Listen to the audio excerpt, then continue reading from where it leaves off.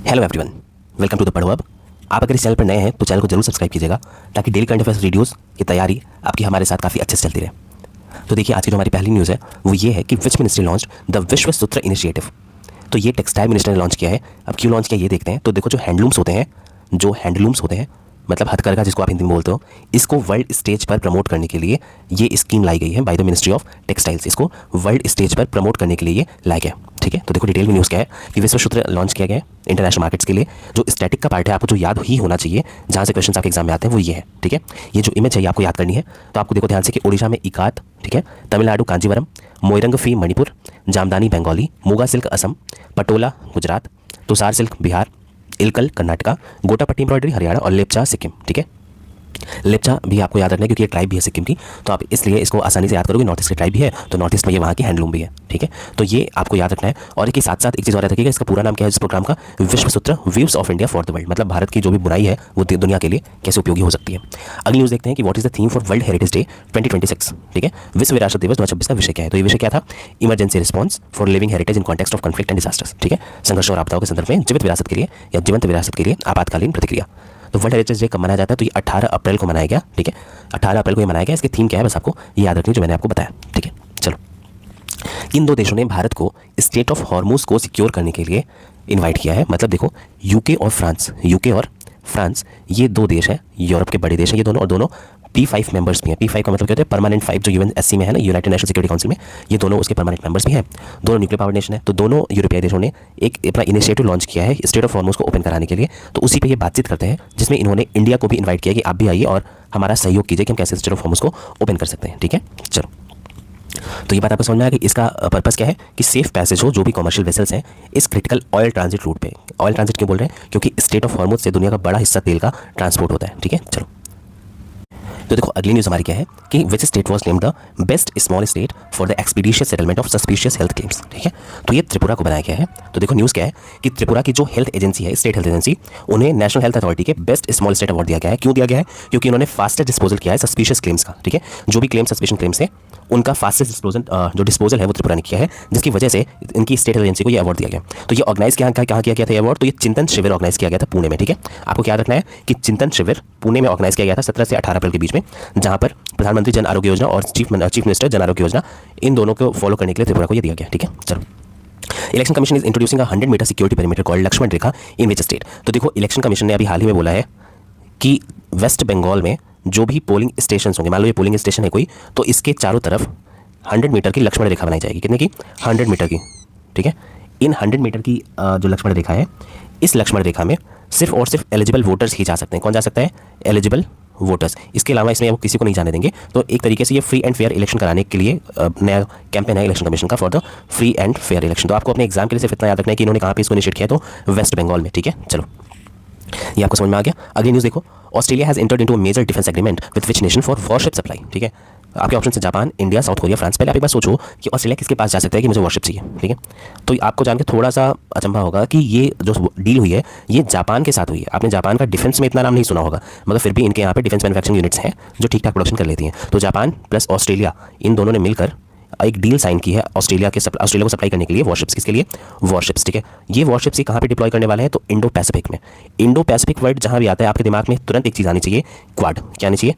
Quad. ठीक है, quadrilateral security arrangement. ठीक है, क्वाड में कौन कौन से देश थे? ये पहला देश था, ये दूसरा देश था, तीसरा था USA और हम थे चौथे देश भारत। ये चार मिलकर क्वाड बनाते हैं। क्वाड का मतलब होता है कोई भी चीज़ इसमें चार कोने हो, तो पहला, दूसरा, तीसरा और चौथा, तो ये चार मिलकर क्वाड बनाते थे, जिनका पर्पस था चाइना को रोकना इन द इंडो पैसिफिक। ठीक है, तो क्वाड के ही दो नेशंस ने आपस में वॉरशिप को लेकर एक एग्रीमेंट साइन किया है। तो राइट आंसर क्या है? जापान। ठीक है, यहाँ तो कोई दिक्कत नहीं आपको। चलो, ये डील कितने की है? तो $7 बिलियन की डील है। तो बड़ी डील है ये डिफेंस की, ये आपको जानना जरूरी है। साथ ही साथ ये जान लीजिए कि जापान की आइलैंड्स कौन से हैं? तो होकाइडो है, होशू है, शिकोकू है और क्यूशू है। ठीक है, जिनमें से जो इनकी राजधानी है टोक्यो, ये होशू आइलैंड पर है। ठीक है, तो आपको ये चारों आइलैंड्स पता होने चाहिए जापान की कौन कौन से। साथ ही साथ अब एग्जाम्स के नेचर चेंज हो रहे हैं, एग्जाम का पैटर्न भी चेंज हो रहा है। तो एग्जाम में अब इस तरह के क्वेश्चन भी आने लगे हैं कि ऑस्ट्रेलिया की कौन कौन सी स्टेट्स हैं, क्योंकि इंडो ऑस्ट्रेलिया कोऑपरेशन बढ़ रहा है। तो आपको ध्यान देना है कि यहाँ पे टेरिटरीज क्या क्या दिख रहे हैं, आपको बस वो नाम याद रखो तो आपका क्वेश्चन सॉल्व हो जाएगा। आपको यहाँ वेस्टर्न ऑस्ट्रेलिया दिख रहा है, या northern territory, South Australia, Queensland, New South Wales, Victoria, Tasmania. ठीक है, आपको ये इतने नाम याद रखने हैं। और यहाँ पर इनका देखोगे, इनके साउथ ईस्ट कोस्ट के आसपास कैनबरा है। ठीक है, चलो, अगली जो हमारी न्यूज़ है, which Indian city will host the country's first advanced 3D chip packaging unit, ठीक है। भारत की पहली advanced 3D chip packaging unit Bhubaneswar में स्थापित की जा रही है। तो ये कहाँ पे? भुवनेश्वर में। ये कहाँ पे है? ओडिशा की कैपिटल है भुवनेश्वर, ठीक है। तो भारत की पहली एडवांस 3D चिप पैकेजिंग की जा रही है यहाँ पे ऑर्गेनाइज, ठीक है। चलो, इसको किसने लॉन्च किया है? तो वहाँ के जो सीएम है ओडिशा के, जिनका नाम है मोहन चरण मांझी, इन्होंने, और अश्विनी वैष्णव जो union minister of IT and technology है, इन दोनों ने मिलकर उसे वहाँ पे लॉन्च किया, ठीक है। प्रमोट कौन कर रहा है? तो 3D ग्लास सॉल्यूशंस। यहाँ पे उतना इंपॉर्टेंट नहीं है, बट कहाँ पे ये लॉन्च किया गया? तो इन्फो वैली भुवनेश्वर। बस ये आप याद रखना, तो आपका एग्जाम में क्वेश्चन नहीं छूटेगा, ठीक है। चलो, the union cabinet has approved the extension of PMGSY third phase की बात कर रहा है।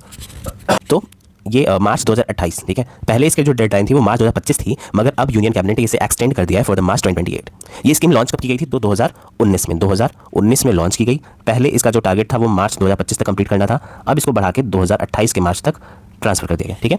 तो देखो, इसका एम क्या था कि 1,25,000 किलोमीटर तक की जो रूरल रोड्स हैं उनको जोड़ना किससे? मार्केट से, स्कूल से या फिर हॉस्पिटल से। तो कुल मिला के जो रूरल कनेक्टिविटी होती है उसको बढ़ाने के लिए ये स्कीम लॉन्च की गई थी, और ये स्कीम काफ़ी हद तक सफल भी रही है अभी तक। अगली न्यूज़ है, what is the name of the logistics agreement between India and Russia that officially came into force in January 2026। तो देखो, अभी हुआ क्या है कि ये एग्रीमेंट तो जनवरी में फोर्स में आ गया, ठीक है।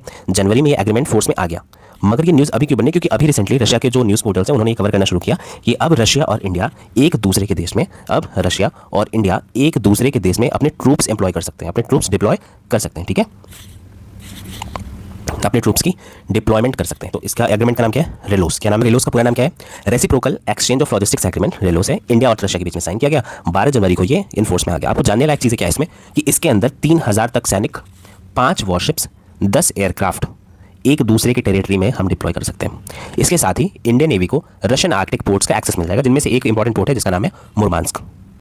क्या नाम है इसका? मुरमांस्क। तो आपको एग्जाम के लिए याद रखना है कि अगर पूछे कि मुरमांस्क पोर्ट कहाँ पर है तो आप क्या बोलोगे? रशिया में है और आर्कटिक रीजन का पोर्ट है, ठीक है। चलो, अगली न्यूज़ है, under which category has the Samriddhi Gram initiative been nominated for the WSIS prizes 2026, ठीक है।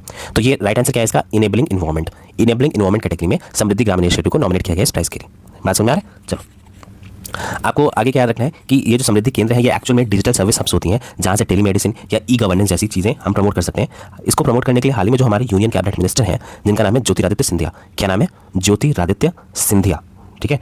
इन्होंने अभी कुछ दिन पहले ही गुना में, कहाँ पे? गुना में लॉन्च किया था अपना इसका रिलेटेड एक हब, ठीक है। उसका नाम क्या था उस जिले का या फिर उस गांव का? तो उमरी विलेज। आपको याद रखना है, उमरी विलेज जो गुना में है, वहाँ पे इस तरह का पहला समृद्धि केंद्र स्थापित किया गया था। ये कहाँ पे है? मध्य प्रदेश। कहाँ पर? मध्य प्रदेश, ठीक है। चलो, तो आपको साथ ही साथ क्या याद रखना है कि जो WSIS है इसका फुल फॉर्म क्या है आपको ये पता होना चाहिए, ठीक है। तो इसका फुल फॉर्म है world summit on information society prizes, on information society, ठीक है। आपको ये याद होना चाहिए बस, ठीक है। यहाँ तक कोई दिक्कत नहीं है आपको। चलो, तो ये जो इनिशिएटिव है समृद्धि ग्राम इनिशिएटिव, ये किस डिपार्टमेंट के अंदर आता है? तो आपको ये भी याद रखना है कि ये department of telecommunications under the Bharat net project, under Bharat net project ये स्कीम आती है, जिसको अभी इस प्राइस के लिए नॉमिनेट किया गया है under the enabling environment category, ठीक है। मैं उम्मीद करता हूँ आपको यहाँ तक कोई भी डाउट नहीं होगा। पहला केंद्र कहाँ पे स्थापित किया गया था? तो उमरी विलेज गुना, ये मैंने बता दिया। ज्योतिरादित्य सिंधिया जी ने अभी इसे हाल ही में ऐसा जारी किया था या वहाँ पे अनावरण किया था। आपको इसके साथ एक चीज़ और याद रखनी, मैंने अभी पिछले कुछ सेशंस में अपने लगभग एक हफ्ते पहले फिजिटल, ठीक है, सॉरी फिजिकल लिख दिया मैंने, ये फिजिटल सर्विसेज इनको बोला गया, नया नाम था, तो ये आपको पता होना चाहिए। फिजिटल सर्विसेज, फिजिटल मतलब फिजिकल और डिजिटल दोनों मिलाकर यह हब काम करता है। अगली न्यूज़ है, what is the bilateral trade target set by India and South Korea to be achieved by 2030। तो देखो, अभी साउथ कोरिया के जो प्रेसिडेंट हैं वो भारत आए हैं, तो अपने भारत विजिट के दौरान उन्होंने बोला कि हम अपने ट्रेड को 2030 तक $50 बिलियन तक ले जाने के लिए प्रयासरत हैं, ठीक है। $50 बिलियन तक का ट्रेड होने वाला है बाय 2030, ठीक। तो आपको याद रखना है। यहाँ के प्रेसिडेंट कौन है? लीजे म्यूंग। यहाँ तक कोई दिक्कत नहीं होगी। चलो, अगली न्यूज़ है, in which city was the memorial stone for the 1943 Japanese bombing victims unveiled. तो देखो, हाल ही में हुआ क्या है कि इम्फाल जो कि मणिपुर की कैपिटल है, इम्फाल जो कि मणिपुर की कैपिटल है, वहाँ पर उनके मुख्यमंत्री जिनका नाम है योमनाम खेमचंद सिंह, इन्होंने एक मेमोरियल स्टोन अनवील किया है। कहाँ पर? खुराई चिंगमन, अगर मैं प्रोनाउंसिएट सही नहीं कर रहा हूँ तो याद रखना, खुराई चिंगमन लेकाई, जो इम्फाल ईस्ट में पड़ता है। किसकी याद में इन्होंने ये बनवाया? तो 1943 जापानीज बॉम्बिंग जो की गई थी यहाँ पर, उसके लिए, ठीक है। तो ये वर्ल्ड वॉर सेकंड के टाइम की बात है, जहाँ पर सैकड़ों जाने गई थी 20 अप्रैल को। तो 20 अप्रैल 1943 को इम्फाल में ये बॉम्बिंग्स की गई थी, ठीक है, मणिपुर में, जिसमें बहुत सारी जाने गई थी जापानी हमले में। तो उसकी याद में इन्होंने ये मेमोरियल वहाँ पर स्थापित किया, ठीक है। चलो, अगली न्यूज़ है, in which city was the उत्तर पूर्व जनजातीय बसंत उत्सव हेल्ड, ठीक है। तो ये अभी गुवाहाटी में किया गया है। क्या है ये थोड़ा देख लेते हैं डिटेल में। तो जो नागालैंड के गवर्नर है नंद किशोर यादव, इन्होंने एड्रेस किया है पहले, ये इंपॉर्टेंट क्यों हो जाता है क्योंकि ये पहला उत्सव है जो ऑर्गेनाइज किया गया है गुवाहाटी में, ठीक है। तो फर्स्ट उत्तर पूर्व ठीक है, उत्तर पूर्व या पूर्वोत्तर, आप इसको चाहे जो बोलना चाहो, उत्तर पूर्व जनजातीय मतलब ट्राइबल्स बसंत उत्सव ये मनाया गया कहाँ पर, गुवाहाटी में। कहाँ पर, गुवाहाटी। गुवाहाटी कहाँ पे है, असम में है, ठीक है, आपको ये पता होना चाहिए। तो गुवाहाटी में ये मनाया गया। साथ ही साथ आपको याद रखना है कि जो नागालैंड के गवर्नर है वो अभी currently north east zonal council के चेयरमैन भी हैं, ठीक है। तो इन्होंने बोला है कि जो इंडिजिनस कल्चर है और ट्राइबल ट्रेडिशन है हमें उसे प्रिजर्व करना चाहिए, हमें उसे संरक्षित करने पर बल देना चाहिए। देखो, तो ये नॉर्थ ईस्ट के आपके स्टेट्स हैं, आपको इनके बॉर्डर्स, इनकी कैपिटल और साथ ही साथ कौन से इंटरनेशनल बॉर्डर्स हैं ये ध्यान में रखना है, ठीक है। तो देखो, इतने पोर्शन को, ये जो इतने हमारे राज्य हैं इनको हम बोलते हैं 7 सिस्टर्स। क्या बोलते हैं, 7 सिस्टर्स, ठीक है। जबकि नॉर्थ ईस्ट में कुल कितने स्टेट्स आते हैं हमारे, तो 7 + 1 मतलब 8 स्टेट्स आते हैं। तो ये 8वां स्टेट जो है ये कौन है, सिक्किम। ये कौन है, सिक्किम, ठीक है। आप कमेंट सेक्शन में बताओ कि सिक्किम को किस अमेंडमेंट के द्वारा भारत में मिलाया गया था, ठीक है। तो देखो, इन 7 सिस्टम से पहली सिस्टर जो है वो है अरुणाचल, दूसरी नागालैंड, फिर मणिपुर, फिर इम्फाल बोलो, मिजोरम, है ना, फिर त्रिपुरा, फिर मेघालय और फिर असम। जो असम है ना, आप इसको ध्यान से देखो, इसकी बाउंड्री बाकी सारे नॉर्थ ईस्ट के स्टेट से लग रही है, ठीक है। तो अगर एग्जाम में आपसे ऐसे क्वेश्चन पूछे कि कौन सा नॉर्थ ईस्ट का स्टेट है जिसकी बॉर्डर बाकी सभी स्टेट से लगती है, तो क्या है वो, असम है, ठीक है। तो असम की बॉर्डर सभी स्टेट से लग रही है, मेघालय की बॉर्डर सिर्फ असम से लग रही है, ठीक। आपको ये भी याद रखना है कि मेघालय इकलौता ऐसा स्टेट है नॉर्थ ईस्ट का जिसकी बॉर्डर सिर्फ एक स्टेट से लग रही है, ठीक है। चलो, अगली न्यूज़ है, what was the magnitude of the earthquake, sorry, हाँ देखो, न्यूज़ है, what was the magnitude of the earthquake that struck northern Japan in April 2026। देखो, ये न्यूज़ कवर करने के लिए बस मैंने ये क्वेश्चन बनाया क्योंकि आपको जानना जरूरी है कि 7.7 रिक्टर स्केल का अभी अर्थक्वेक आया जापान में, जिसकी वजह से वहाँ पर सुनामी की वार्निंग दी गई है। और इसकी वजह से जो भी उनके कोस्ट पर वेसल्स, उनके तटों पर जो भी पोत खड़े थे, जो भी पानी के जहाज खड़े थे, उन सबको पानी में वापस भेज दिए गए, क्योंकि सुनामी से जहाँ पर सुनामी टकराती है वहाँ पर ज़्यादा खतरा होता है रादर देन द ओपन सी, ठीक है। तो 7.7 मैग्नीट्यूड रिक्टर स्केल पर हम इसको मेजर करते हैं, किस पे, रिक्टर स्केल पर, सिस्मोग्राफ के थ्रू, ये आपको पता ही होगा, हम मेजर करते हैं अर्थक्वेक को। तो 7.7 आया है कहाँ पर, होकाइडो वाला जो रीजन है, तो इवाटे, होकाइडो, आओमोरी प्रेफेक्चर्स में यहाँ पे वार्निंग इशू की गई है। तो ये नॉर्दर्न जापान का पोर्शन होता है, आपको याद रखना है। तो ये देखो कि जापान में अर्थक्वेक्स ज़्यादा क्यों आते हैं, वहाँ पर सुनामी क्यों ज़्यादा आती है, इन सब का एक ही रीज़न है, पैसिफिक रिंग ऑफ फायर, ठीक है।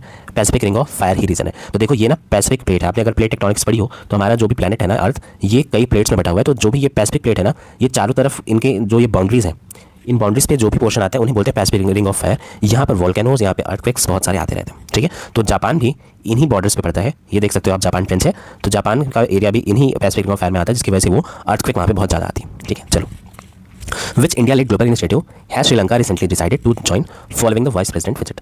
देखो, अभी हाल ही में हमारे जो वाइस प्रेसिडेंट है सीपी राधाकृष्णन साहब, वो गए श्रीलंका और उन्होंने वहाँ पर international big cat alliance join करने के लिए श्रीलंका को एग्री कर लिया है, ठीक है।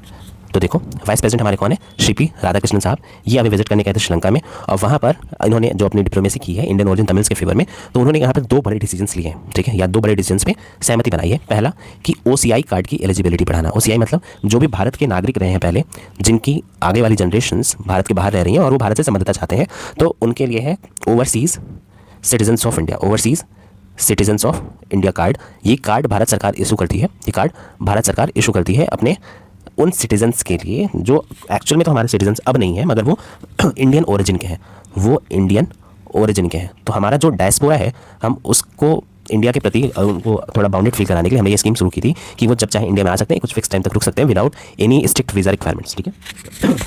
तो ये कार्ड की एलिजिबिलिटी पहले 4थी जनरेशन तक थी, मतलब मान लो कि कोई बंदा है जो सिटीजन है इंडिया का, तो इसके बच्चे, इसके बच्चे के बच्चे और इसके बच्चे के बच्चे के बच्चे, मतलब 3 पीढ़ी है ना, तो 3 पीढ़ी नहीं, एक और पीढ़ी जोड़ लो, तो ये 4 पीढ़ी तक पहले अलाउड था, ठीक है, कि यहाँ तक हम OCI मानेंगे या OCI के लिए उनकी एलिजिबिलिटी तय करेंगे। मगर अब इन्होंने एक्सटेंड करके 5वीं और 6ठी पीढ़ी तक के लिए भी कर दिया है कि इनके बच्चे जो होंगे और जो उनके बच्चे होंगे, तो मतलब 6 जनरेशन तक, कितने जनरेशन तक, 6 जनरेशन तक अब OCI कार्ड दिया जा सकेगा जो भी इंडियन ओरिजिन के तमिल्स हैं, ठीक है। देखो, श्रीलंका में ना बेसिकली 2 ही मेजर कम्युनिटीज़ हैं, एक सिंहला है मतलब जो बुद्धिस्ट है, एक सिंहलीज है वहाँ पे, और दूसरे तमिल से। आपने अगर NCERT पढ़ी हुई क्लास 9 की तो उसमें ये चीज़ें मेंशन है, ठीक है। साथ ही साथ आपको क्या याद रखना है कि श्रीलंका ने international big cat alliance join कर लिया है, जो इंडिया लेड है, मतलब इंडिया के द्वारा शुरू किया गया था। Thank you so much for watching here, have a good day.